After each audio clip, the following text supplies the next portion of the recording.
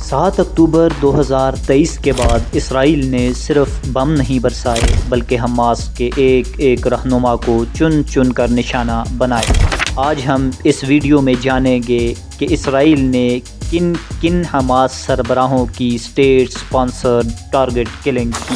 7 اکتوبر 2023 سے شروع ہونے والی جنگ کے بعد اسرائیل نے حماس کی قیادت کو نشانہ بنانے کی بڑی مہم شروع کی۔ اس کا مقصد تھا کہ حماس کی طاقت، اس کی پلاننگ اور اس کی لیڈرشپ کمزور ہو جائے۔ اب بات کرتے ہیں ان اہم لوگوں کی جنہیں اسرائیل نے ٹارگٹ کیا۔ حماس کے سب سے بڑے رہنما اور 7 اکتوبر حملے کے مرکزی منصوبہ ساز یحییٰ السنوار اکتوبر 2024 میں رفح میں ایک عمارت کی تلاشی کے دوران جھڑپ میں شہید کر دیے گئے۔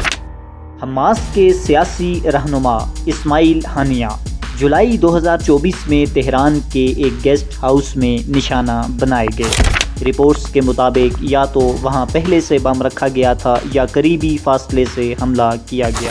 اور اسی طرح حماس کے نائب سیاسی سربراہ اور عسکری ونگ کے بانیوں میں شامل صالح العروری جنوری 2024 میں بیروت میں ایک ڈرون حملے میں داعیِ اجل کو لبیک کہہ گئے۔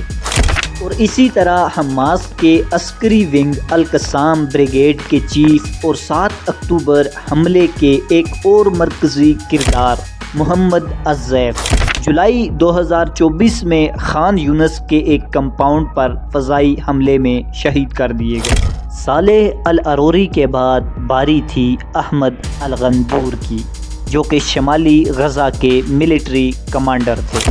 نومبر 2023 میں اسرائیلی حملے میں وہ بھی شہید کر دیے گئے۔ اور ان کے بعد مروان عیسیٰ حماس کے ڈپٹی ملٹری کمانڈر اور 7 اکتوبر حملے کے ایک اور مرکزی کردار مارچ 2024 میں نصیرت پناہ گزین کیمپ میں فضائی حملے میں شہید کر دیے گئے۔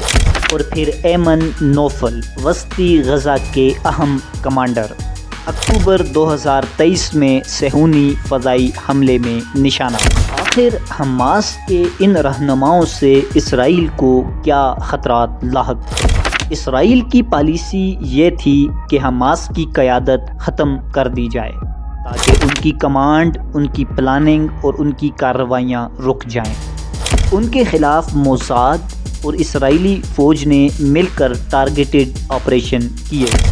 زیادہ تر ہلاکتیں ڈرون یا درست فضائی حملوں سے کی گئی۔ کچھ حملے خفیہ آپریشنز تھے اور صرف یحییٰ السنوار ایک زمینی جھڑپ میں شہید کیے گئے۔